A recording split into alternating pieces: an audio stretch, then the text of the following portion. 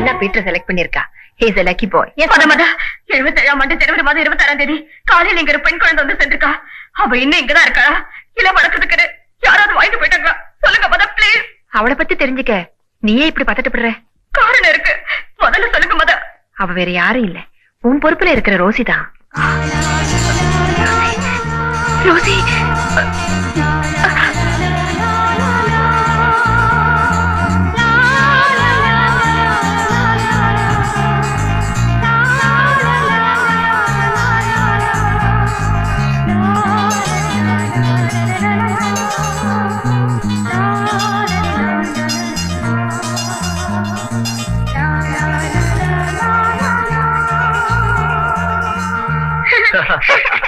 அப்புறம் அங்கிள், எனக்கு உங்களை தவிர வேற யாருமே பிடிக்கல அங்கிள். ஏன் எங்க அம்மா நான் பிறந்த உடனே என்ன இங்க விட்டுட்டு போயிட்டாங்களா. என்ன பெத்த அம்மாவுக்கே என்ன பிடிக்கலன்னா மத்தவங்களுக்கு எப்படி அங்கிள் என்ன பிடிக்கும்? அதனால தான் நான் யார்கிட்டயும் பேசுறது இல்ல. அது சரி, என்ன மட்டும் உனக்கு பிடிக்க காரணம்? உங்க அம்மாவும் யானை மிதிச்சு செத்துட்டாங்க, உங்களுக்கும் இந்த மாதிரி அம்மா இல்ல, அதான். யானை மிதிச்சு செத்துட்டாங்களா?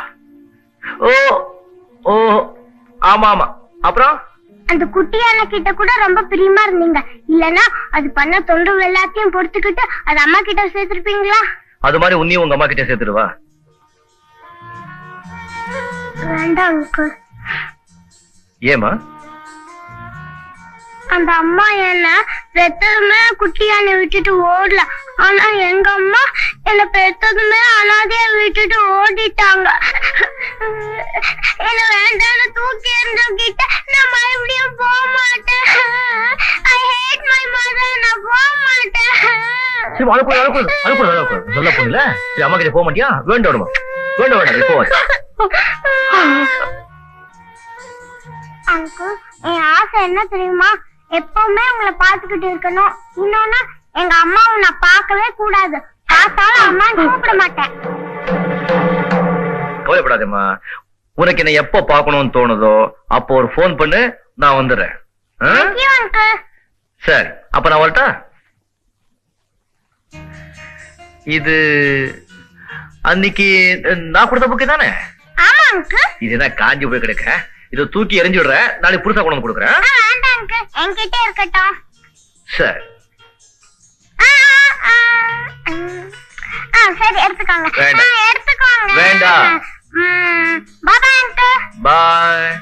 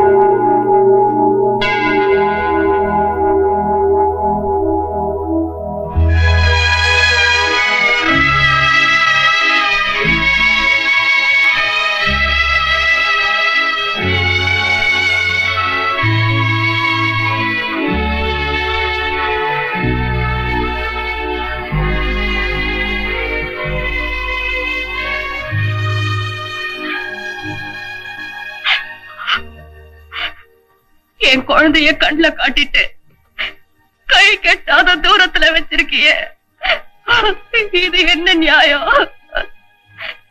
நீ மட்டும் உன் குழந்தையோட இருக்கும் போது என்ன மட்டும் என் குழந்தையோட சேர விடாம செஞ்சிட்டிய, இதுல உனக்கு என்னம்மா ஆனந்தம்? என் மக ரோசி என்ன ஜென்ம விரோதியா நினைக்கிற அளவுக்கு நான் என்னம்மா பாவம் செஞ்ச? என்ன பாவம் செஞ்ச?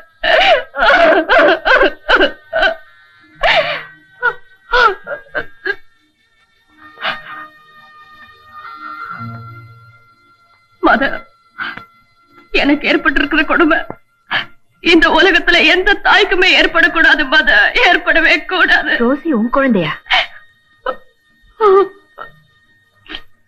ஆமா மத, இந்த உண்மை எனக்கே இன்னைக்குதான் தெரியும். மத, அது எனக்கு கடைசி வரைக்கும் தெரியாம இருந்திருந்தா நிச்சயமா நான் சந்தோஷப்பட்டிருப்பேன். இப்ப ஒட்டவும் முடியாம ஒதுங்கவும் முடியாம ஒரு இக்கட்டான நிலைமையில ஆகாம செத்துக்கிட்டு இருக்க. காரணம் ரோசி தன்னை பெத்த தாயை அடியோட வைக்கிறா அதானே? ஆமா மத, நான் உங்களை கெஞ்சி கேக்குறேன். ரோசி கிட்ட என்ன பத்தி சொல்லுங்க. அவளுக்கு என் மேல இருக்கிற வெறுப்பு, தாயும் மகளுமா இருந்தோம் இப்படி தனித்தனியா அனாதைகளா நிக்கிறோம். இந்த தலையெழுத்த மாத்துங்க. எங்க 2 பேரையும் ஒண்ணு சேர்த்து வைக்க மாத. குழந்தை மேல இவ்வளவு பாசம் வச்சிருக்கிற நீ எப்படிமா அதை பிரிஞ்ச? சொல்றேன் மத, சொன்னாத்தா நான் நிரபராதிங்கிறது உங்களுக்கு புரியும். அப்பதான் என்ன வெறுக்கிறது நியாயம் இல்லைன்னு நீங்க ரோசிக்கு எடுத்து சொல்ல முடியும். மத, நான் ஒரு வசதியான குடும்பத்துல பிறந்தவ. என் வயசுல எல்லாருக்கும் ஏற்படுற விபத்துல நானும் சிக்கினேன். ஆமா மத, எங்க பண்ணையில வேலை செஞ்ச ஒரு நல்லவரை நான் காதலிச்சேன். பூவே பூவே வா தென்றல் தேட பூந்தேனே தேனே வா தாகம் கூட நான் சொல்லும் கானம் நீ தந்த தானம் நான் சொல்லும் கானம் நீ தந்த தானம் 100 ராகம் நெஞ்சோடுதான் உன்னை நினைத்தேன் பூவே பூவே வா தென்றல் தேட.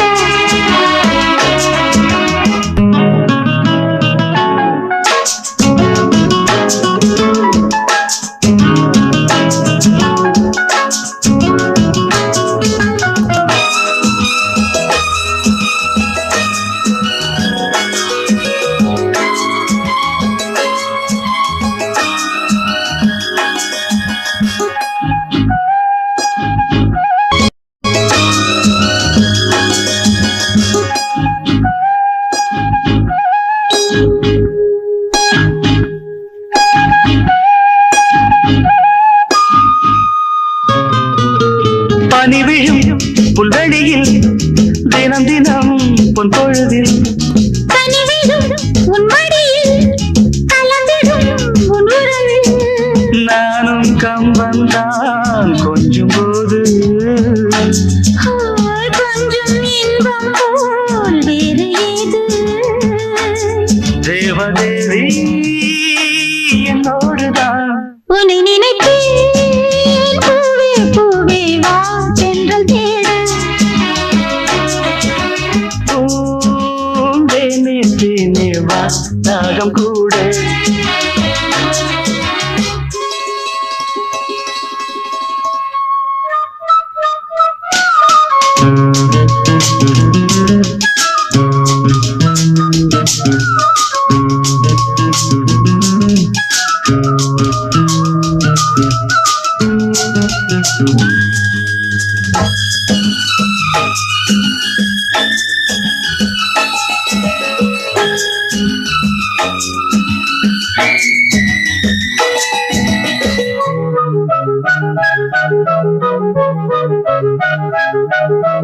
இடையினில் உன் விரல்கள் எழுதிடும் என் சுகங்கள். அணைக்கையில் உன் உடலில் அழுந்திடும் என் நகங்கள் மீண்டும் மீண்டும் நான் வேண்டும் போது காதல் யோகம்தான் கட்டில் மீது காண வேண்டும் உன்னோடுதான். உன்னை நினைத்தேன் பூவே பூவே வா தென்றல் தேட பூந்தேனே தேனே வா தாகம் கூட நான் சொல்லும் கானம் நீ தந்த தானம். நான் சொல்லும் கானம் நீ தந்த தானம். 100 ராகம் நெஞ்சோடுதான். உன்னை நினைத்தேன் பூவே பூவே வா லா லா லா லா. லா லா லா லா லா லா லா லா லா.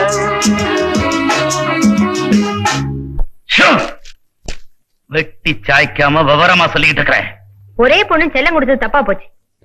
கேவலம் நம்ம கிட்ட வேலை செஞ்சவனோட நான் ஆத்திரப்படுறத அவன் அந்தஸ்த நினைச்சில்லடி, பின்ன என்ன ஏமாளின்னு நினைச்சான். இதுவரைக்கும் என்ன ஏமாத்த நினைச்ச எவனையும் நான் விட்டு வச்சதில்ல. சீனு,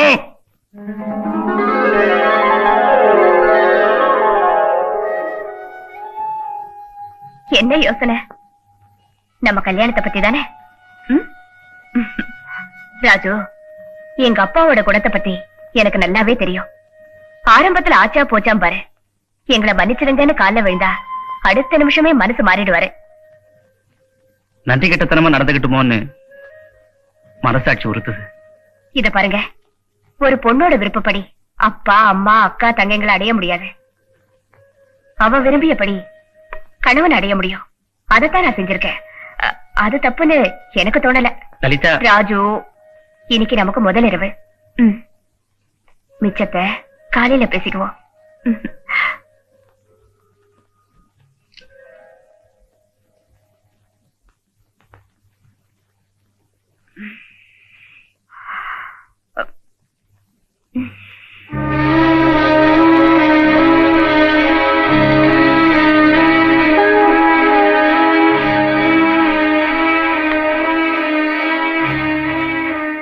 லலிதா, நீ என்னதான் சமாதானம் சொன்னாலும் நாம செஞ்சது தப்புதான் என் மனசாட்சி சொல்லுது. நான் உங்க அப்பா அம்மா காலில் விழுந்தாவது மன்னிப்பு கேட்டு அவங்க சமூகத்தோட உன்னை வந்து அழைச்சிட்டு போறேன்.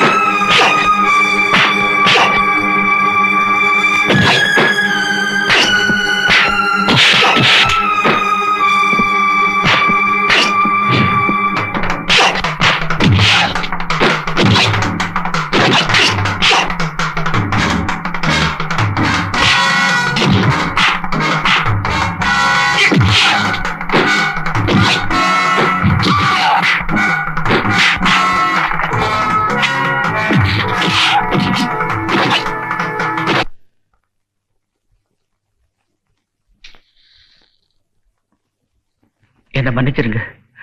லலிதா தான் சொல்லிச்சு, தாலி கட்டிட்டு அவங்க முன்னாடி போய் நின்னா எங்க அப்பா அம்மா நிச்சயம் மன்னிச்சிருவாங்க. அவ பேச்சு கட்டுக்கிட்டு நான் இந்த காரியத்தை செஞ்சாலும் என் மனசாட்சி ஒருத்திக்கிட்ட தான் இருக்குது. உங்க காலில் விழுந்து மன்னிப்பு கேட்கத்தான் அவளுக்கே தெரியாம நான் இங்க வந்திருக்கிறேன். ஓஹோ, அவ கொடுத்த துணிச்சலோ? ஒரு வார்த்தை என்கிட்ட கேட்டிருந்தா உங்க கல்யாணத்தை நான் நடத்தி வச்சிருப்பேன்டா. என்னங்க, நடந்தது நடந்து போச்சு. அவர் உள்ள கூப்பிடுங்க. லலிதாவை அழைச்சிட்டு வர ஏற்பாடு பண்ணுங்க. ராஜு, இந்த நிமிஷத்துல இருந்து நீ இந்த வீட்டு மாப்பிள்ளை ஆயிட்ட. உன்னை நான் மனப்பூர்வமா மன்னிச்சிட்டேன். லலிதாவையும்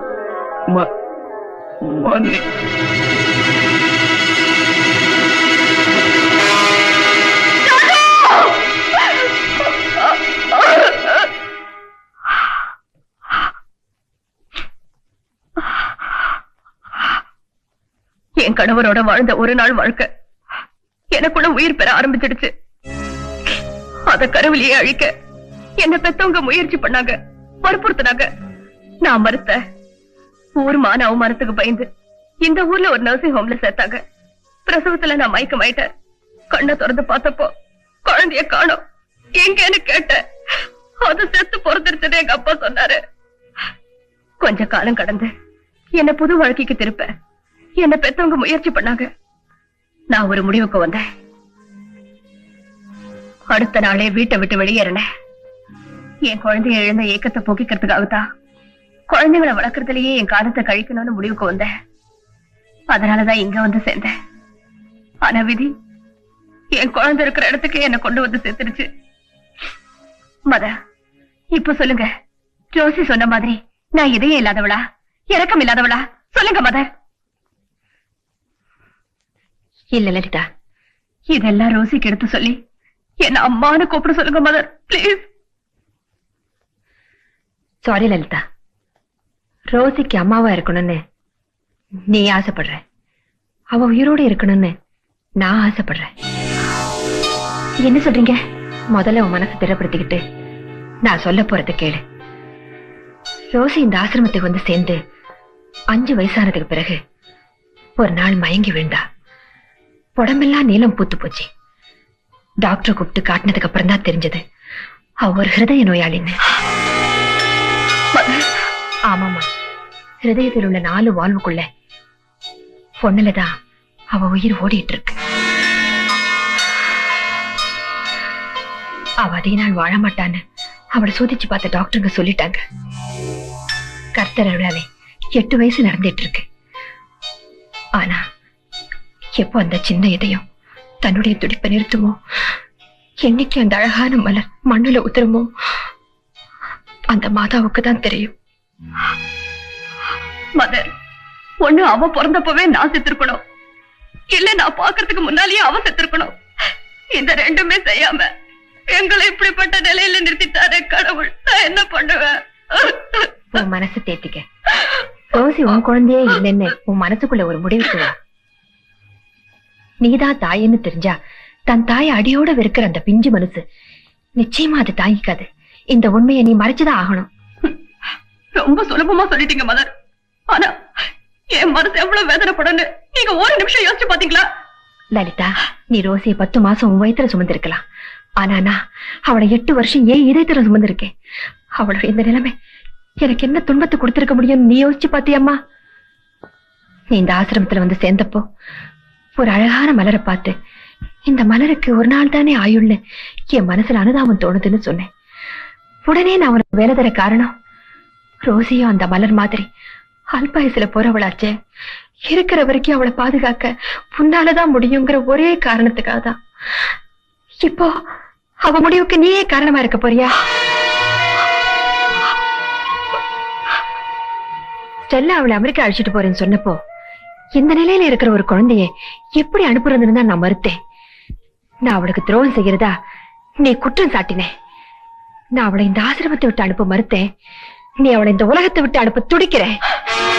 இல்ல மதர், இல்ல மதர், இல்ல மதர், நான் அம்மான்னு உரிமை கொண்டாட மாட்டேன். அவ உயிரோட இருந்தா எனக்கு அதுவே போதும். சத்தியமா நான் தான் அவன் தாயின் அவங்கிட்ட நான் சொல்ல மாட்டேன். கடைசி வரைக்கும் நான் அவளுக்கு ஆயாவே இருந்துடுறேன். உன் மனசுல இருக்கிற பாரத்தை கர்த்தர் காலடியில இறக்கி வச்சுட்டு அவர் விருப்பப்படியே நடக்கட்டும்.